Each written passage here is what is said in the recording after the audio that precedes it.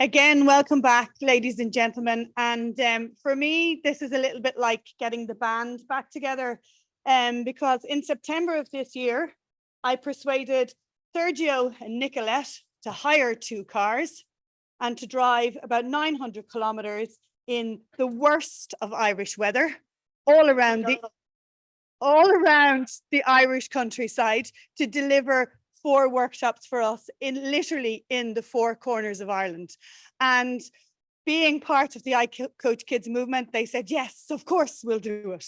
I think they said, yes, of course we'll do it before they realized what was actually involved in doing it.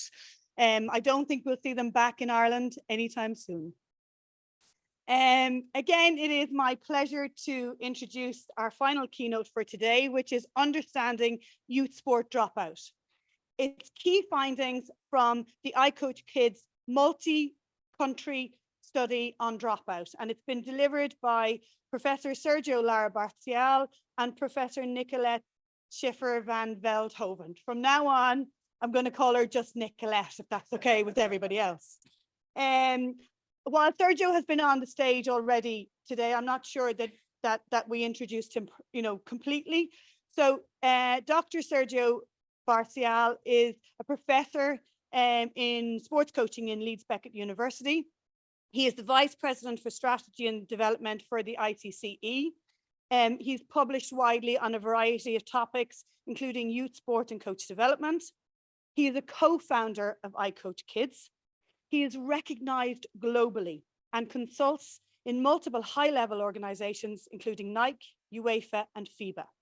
He is a former international basketball coach for Great Britain, and he currently coaches at National League level and has done for the last 25 years, winning 18 titles, both male and female.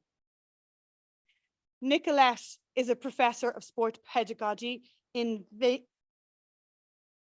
Windesheim University of Applied Sciences and is a professor of sport risk and safety at the University of Twente. Yeah? No? Terrible? Okay. She has a bachelor degree in physical education. She also has a PhD in child psychology and a PhD in social science. She has had many jobs within the industry, from a PE teacher to assistant professor in universities to an advisor with Ernst & Young. She also has played a variety of roles within the NOC NSF, where she is currently a strategic advisor for youth sport. She is involved in many different research programs currently, all looking at youth sport and youth sport dropout specifically. She is also a co-founder of Icoachkids. I've had the advantage of having a sneak preview at this presentation, and I know it's fantastic, and I'm sure it's going to be really engaging for all of you. In this session, Sergio and Nicolette are going to offer an overview of the current picture in relation to youth sport dropout, and they're going to share the findings from an innovative multi-country research project from 6 European countries. It's the first research project of this kind to consider dropout across multi-context and taking into consideration various demographic characteristics which make dropout a multifactorial and individual phenomenon. The presentation will conclude where Nicolette will provide some recommendations to minimize dropout and maximize sports participation among young people. Ladies and gentlemen, I think it's Sergio who's going first. So Sergio Lara-Bercial.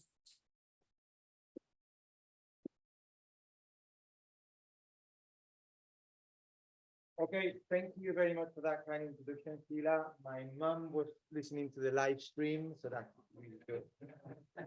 Christmas is coming. Mom, you can disconnect now and go back to your life. Okay. Well, look, youth sport dropout. Why? Okay. Ooh. Help me here.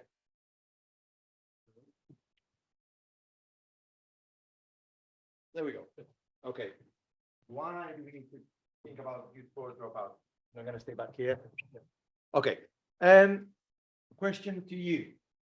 okay?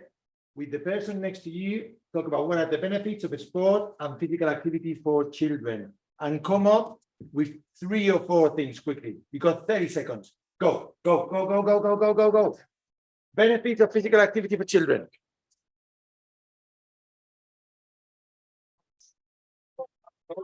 Yeah.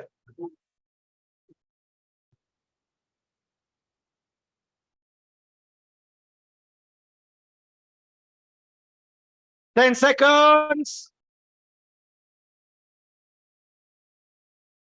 5, 4, 3, 2, 1, and stop.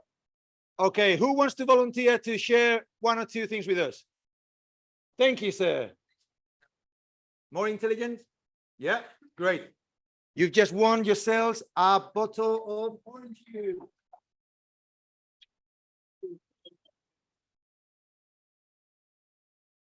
Okay, so we know that sport is good for children when we get it right. Okay, we always talk about sport not being a magic bullet, but be more like a game of Tetris, where the pieces have to fall in the right place for a sport to be good. Okay, so we know it's good. We know we need to get it right. We know, though, that children are dropping out. Now, we could go around the world looking at this, and we would probably get the same picture everywhere. This is from England, and we know that very few children, when in our case, 44% in theory, are achieving the World Health Organization. Yeah, that face that you're putting, Sheila, about, is that really true? Okay. That's the research from Sport England, okay? In theory, that many are achieving the 60+ minutes a day of physical activity. But when you look at the Netherlands, for example, where Nicolette, where she's from, the number is about 41%, okay, 12 to 18. But if you look at Germany, and I'm sorry about these guys, okay, 18%, 12%, okay? Again, we can discuss, we can argue whether this data is valid or not, okay? It's official data. It's not great. It could be 10% higher, lower, but it's not great. Okay, across the world, children are not doing enough. And we have a problem. Okay, so we need to recognize that we've got a problem because they're not doing enough. Okay, so what's the role of organized sport? Okay, and what's happening in organized sport? Well, we wanted to understand that. So we've done two research studies over the last 2.5 years to look at this. On the first one, we looked at the participation trends in organized sport across the European Union. Okay, and in the second one, we looked at why children and young people drop out of sport. So we're going to take you through some of the findings from these 2 studies, and then Nicolette is going to give you the recommendations.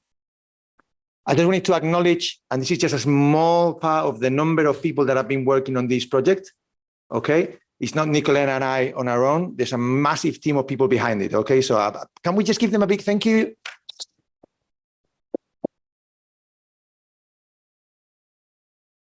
Some of them are here. A lot of them are back home, okay? So well done to everybody. Now, first study, youth sport participation trends across the European Union. Data from 2017 to 2020, all right, collected from 18 sports across Europe and 27 countries. In total, over 5 million children. Okay, we contacted national governing bodies across these 27 countries. They gave us their registration data, and then some very smart people back at the university counted everything and gave me the stats because I'm terrible with stats. Okay, but that's what we did. Now, quick things that we found. 27 countries, 18 sports, 5 million children. Girls are 4 times less likely to do sport than boys. Okay? That's not good. Now, that's actually not the same for every sport.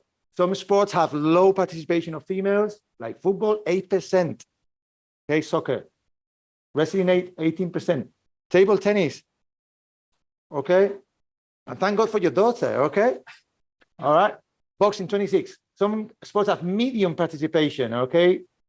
Basketball, cycling in the 30% mark, okay? And some sports have nearly equal, okay?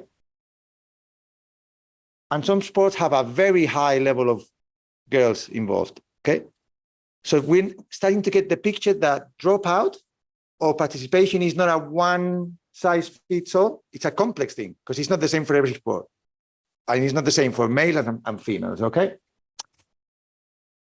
What about when do people drop out? So for males between 14 and 18 years of age, that's when we see the massive drop, okay? But again, it's not the same picture across all the sports, all right?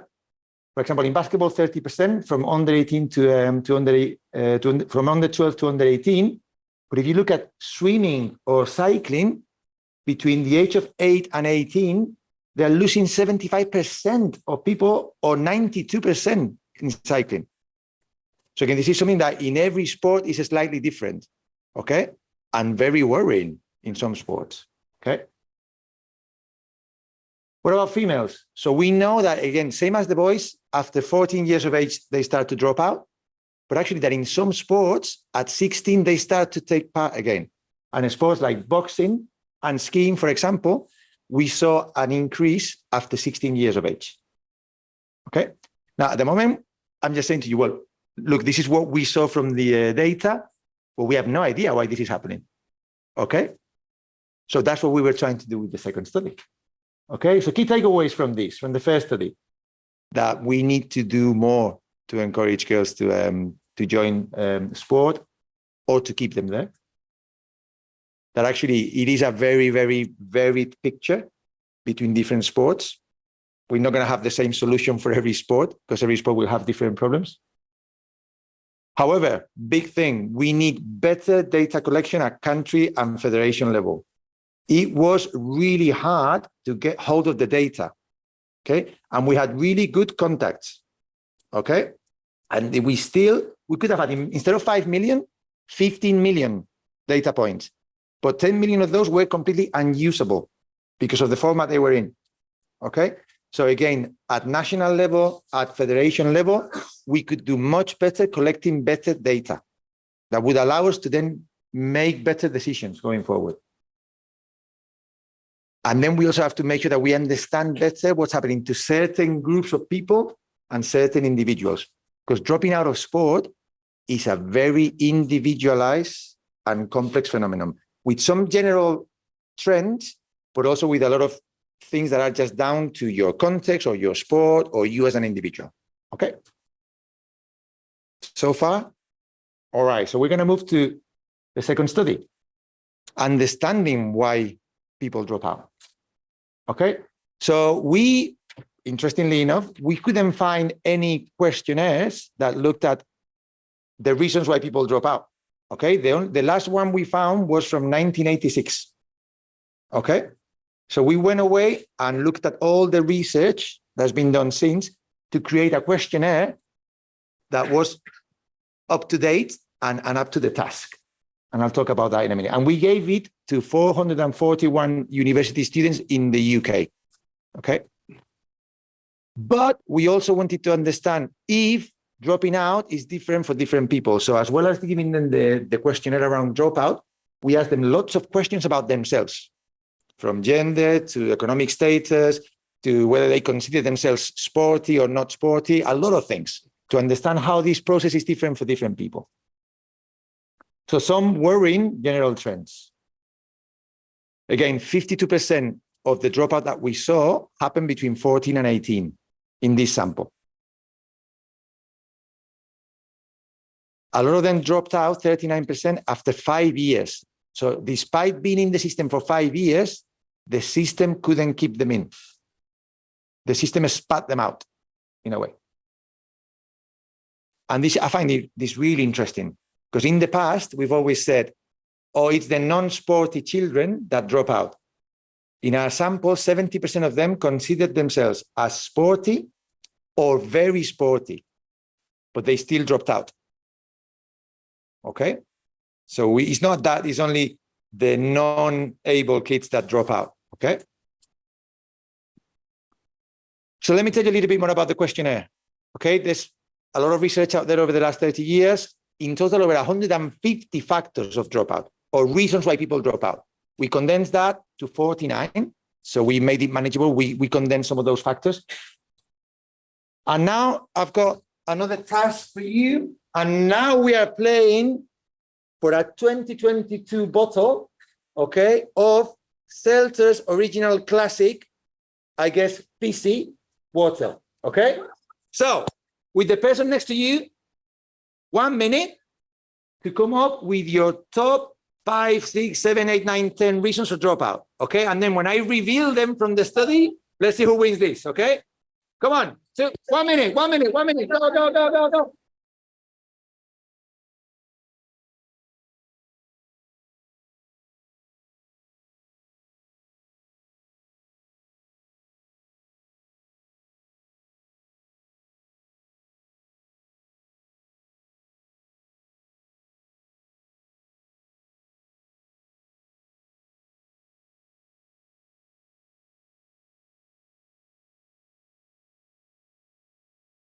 Ten seconds. 5, 4, 3, 2, 1. Stop, hands in the air, stop. Okay, all right. So I'm gonna reveal from the study, we had 49 reasons for dropout, okay? We gave it to 450 students in the UK. What were the top 10 in numerical order? Okay, we're gonna go from 1 to 10. If whatever I reveal, you talked about it, you count 1 point, okay? And in the end, we'll have a winner of the, is it a reserve? Yeah, okay. Ready? Number 1, if you said it, I wanna hear a cheer. Yeah, okay? Ready? Okay, you haven't drank enough yet, right? But never mind. Ready? Okay, number 1. Oh. Have a look at the icons, see if you can work them out. Okay. Number 1, they found other things to do. Yeah, thank you. Okay. Number 2, performance-related stress. They felt under pressure. Okay, thank you. Number 3, they prioritize the studies. Good. Number 4, they didn't think they were good enough and they dropped out. They dropped out, okay? Sorry, okay? Number 5, hey, this is really interesting, okay? Oh, quiet, you went quiet, right? No one helped them to stay when they started thinking of dropping out. Okay, that was the item on the questionnaire. When I started thinking of leaving, no one stepped up to say, come on, stay for a bit, okay? Right, number 6. They didn't feel they were as good as their friends. Good. Number 7. They stopped enjoying it. Hey, don't be shy. Come on. Number 8. They didn't get enough playing time. Like, where is Chris here, or is Chris still recovering from his session? He's out there. Chris always says, old people like being on benches, young people don't. Okay? Number 9, they didn't like the way they looked when they were doing sports. So they were concerned of their physical appearance, and that's why they didn't want to expose themselves when they were doing sport. And number 10, as they got older, they didn't think that what they got from sport was worth the effort. So they had to put more in than what they got back. Okay? Okay. Okay, so you got 5? 5? Okay, so quickly, rock, paper, scissors. Rock, paper, scissors. What do you, I can't see it. Okay, look, I'm gonna give it to the lady, okay?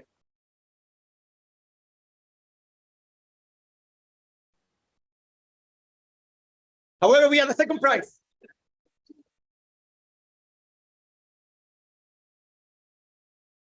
Okay, now the interesting thing, Barney, can you go and get me an apple? I'm only joking. The interesting thing is that that's across the sample, nearly 450 people. Okay, but there were differences between different types of people, and this is when it really starts getting interesting.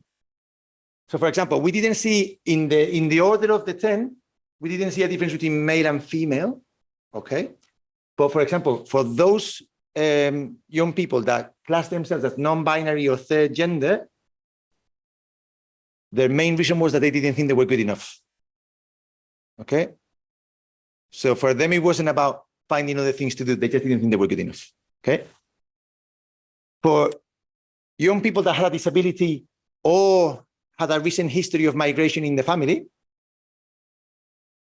biggest thing for them was that no one helped them to stay in sport. So you see how it changes from different people? So as coaches, we need to keep our eyes open because everybody's different. What about when they came from a single parent family or low income, the biggest reason for dropout was that they couldn't afford it. Sport was too expensive for them. But if they came from a high income family, performance-related stress. Rich people are very demanding of their children, basically, okay? When they thought of themselves as very sporty or they were in an elite environment, they were already selected into the talent environment. Again, performance-related stress. For those that were not sporty at all, guess what? The main reason for them was they didn't like how they looked in front of everybody else when they were doing sport. So again, very different reasons for different people. I find that one really interesting. We asked them, at what age did you drop out? Okay. Think about, I don't know, how many of you coach here? 6 to 8 year olds. Okay, how many of you coach there? There? There? A lot of you just came for the ride, don't coach? Okay, just came for the beer? Now listen, so what happens for 6 to 8 year olds? Main reason for dropping out, when they drop out at 6 to 8 year olds, they didn't think they were good enough. So if you're coaching this age group, you better make sure that they feel good about themselves, okay? What about this? They stopped enjoying it. Because at this age, we make it all fun, but as soon as they look a bit more like adults, we go, wow, come on, we're gonna win the league, okay? 12 to 18s, no surprise, they found other things to do, okay?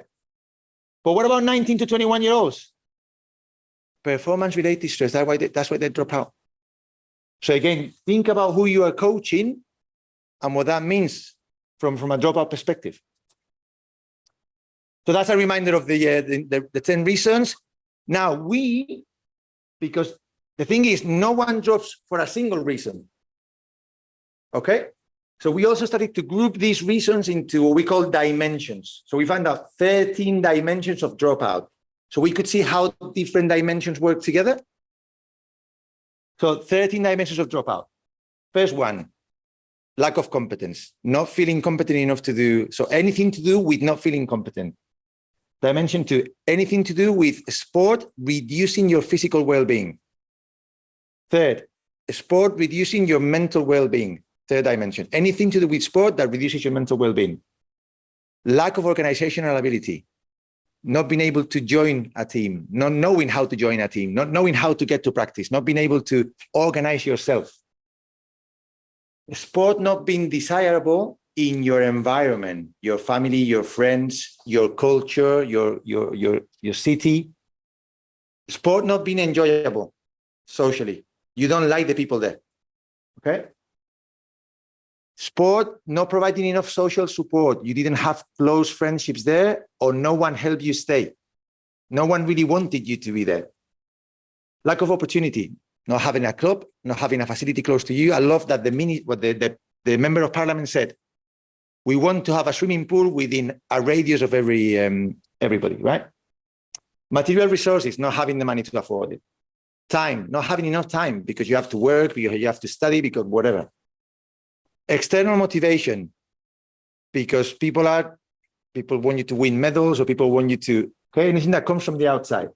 Internal motivation, enjoyment. Okay, that's another dimension. And the final 2, achievement motivation. So I want to do sport because I want to be a professional. Okay, because I want to go to the next level. Those are the 13. So which of these 13 are the 2 most important, you think? 15 seconds with the person next to you. Which of these 13 are the most important?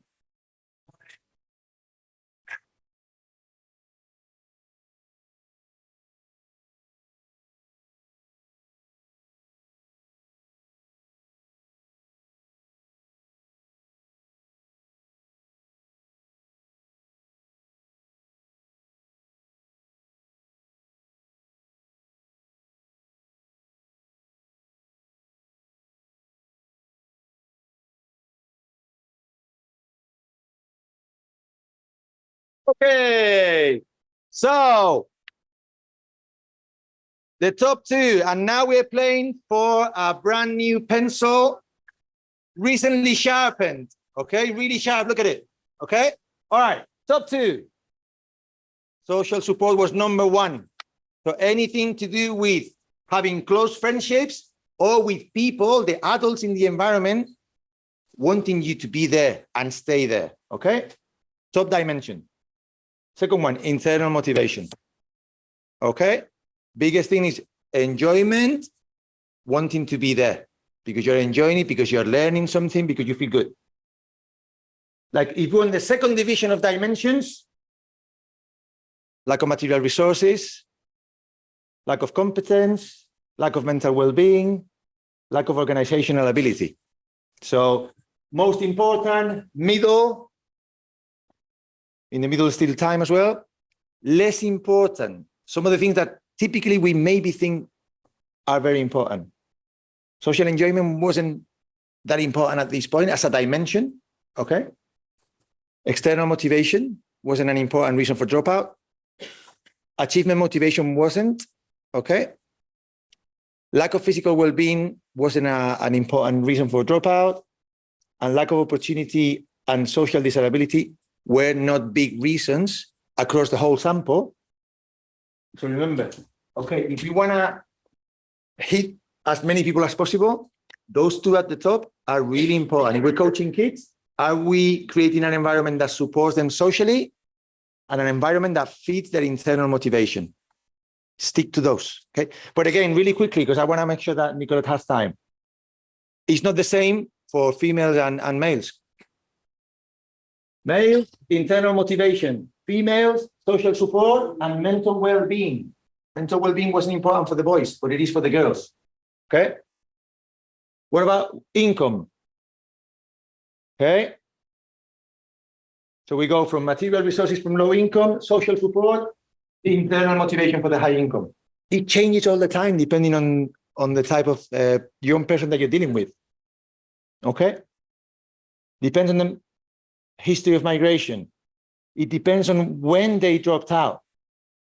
Okay, again, for the younger ones, competence and social support.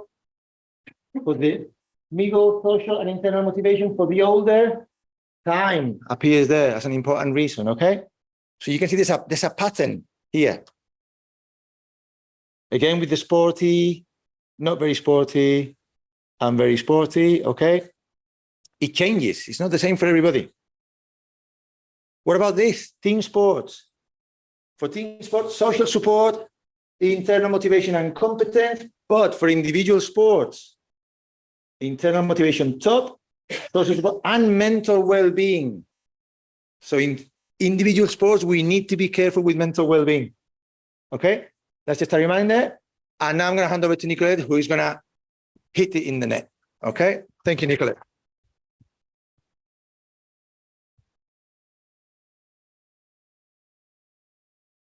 It's always difficult to come up with that. I'm very serious in you, so sorry for that. The findings demonstrate that it's not one solution for all, because there are a lot of different reasons for children to drop out. And but the main thing is that we have to think about it. They are children. It's not about sports. It's about children. So when we look at them, and they are influenced by a lot of factors, but mainly because they it's not one size fits all. And we have. Oh, I have to. Oh, sorry for that. It's to the people there somewhere. And that difficult stakeholders will play a role, especially when it comes to social support and internal motivation. Because if you want to address those factors, I always walk around. If you want to address those factors, we have to look at all the stakeholders. It's not only the coach, it's the whole system that we have to address. So in the recommendations, we have the federations we have to address too.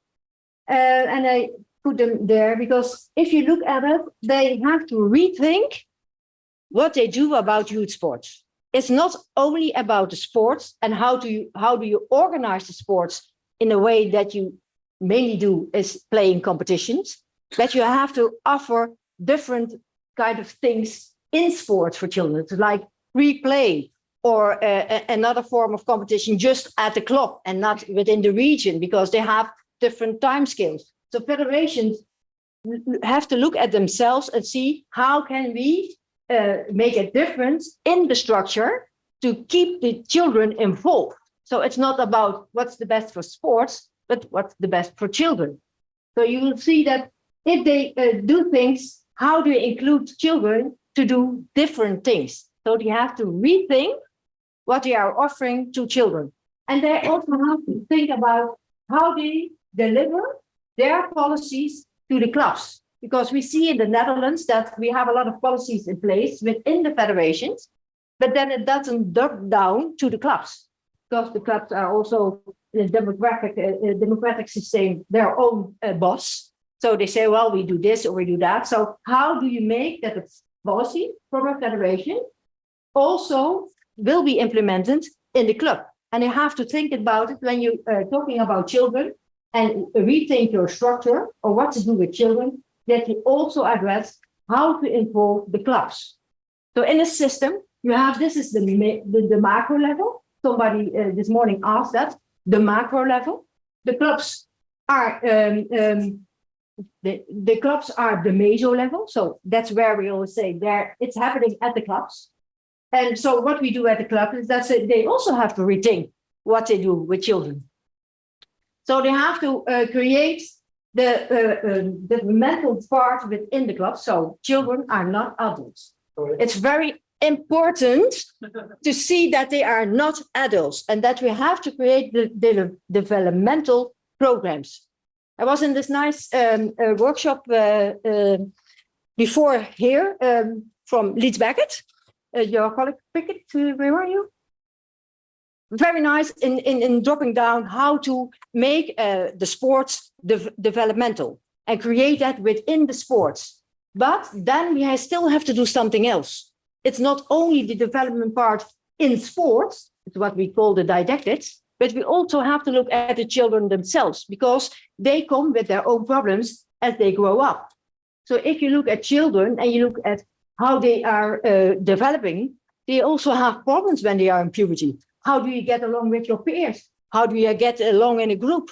And we know from our safeguarding prevalence data that a safe sports climate is very important for children. If they are not feeling safe, they don't learn, but they also drop out. And one of the big reputators within this area are the peers. So as a coach, you need to know that if you are working with children, that group dynamics is very important.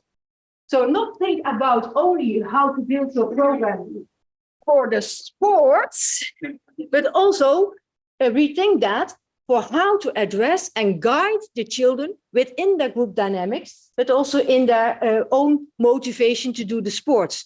So rethink about your programs, not only from the view of sports, but especially from the view of the children. So look through the eyes of the children to the sports. Then you can deliver social support. Then you can deliver internal motivation, because that's how you guide what you're offering, not only what you're offering, but how you guide your offering. Coaches, for you, that's very important. You are the main part for influencing the children and give them a safe developmental climate. So encourage that you can talk to them, listen to them, hear them, talk to them as they have problems, because if you have a trustworthy relationship with your children, they will tell you everything and they will come to you with their problems. That can be big problems or small problems. For children, they always have problems. So be aware that if you are working with children, that you have to deal with the problems of children and that you reach out to them, support them in their growing up, and that is when you deliver social support. So it's very, you need to know that if you are with children, that you understand what the problems are they are facing in their relationships, with you, and that you as a coach are responsible to create safe and fun relationships with those children. if you ask children, who's the best coach? They say, oh, you can learn a lot from them and you have fun with them. So it's always the combination of being good at your job, but also being good at listening to children. So it's and. It's not being a good coach, just knowing your sport, but knowing the children too. And so give everyone a chance to learn, not only the talented one. So you had this very good explanation this morning that talent is very divided. So, and that you have to give all children a chance to be involved in the sports and grow through sports. Not only the ones that are very physical literate, but also the one that love sports or want to do that with friends. So give everybody an opportunity and also pay attention to all the children and not only the best or only the worst, but all the children. And parents, of course, parents are very important also within the club environment, because with children, there are always parents. And you can involve them in explaining how you train, what you are doing, what are you doing with the games, that it's not about winning, but it's about enjoying, and that you have process goals instead of result goals. So you have to involve them. And the main part to do that is to communicate. So communicate with the parents, involve them in your actions and try to explain why you do the things, how you do the things, and get them involved to get into the goals, but the goals for the process, not the goals for winning. And that's a difference. It's a process-oriented solution. It's not a result solution. So it's not about winning. It is about winning as a personal development. And that's different. And parents will understand if you communicate. The main thing here is that also the parents are in the mood of winning. If you have parents at the sideline, they always think, we want to win, we have to win, we should win, because that's what they're thinking. So they also need to be educated in how to treat their children and how to treat them within the sport. So also a parent education program would be very good in place to learn them to be the best parents for their children. So understanding youth sport dropouts is to understand not only the sport, but to understand children and give them social support and their internal motivation by being the best coach you can be as a person and build great relationships with the children. So thank you. And now we are going to the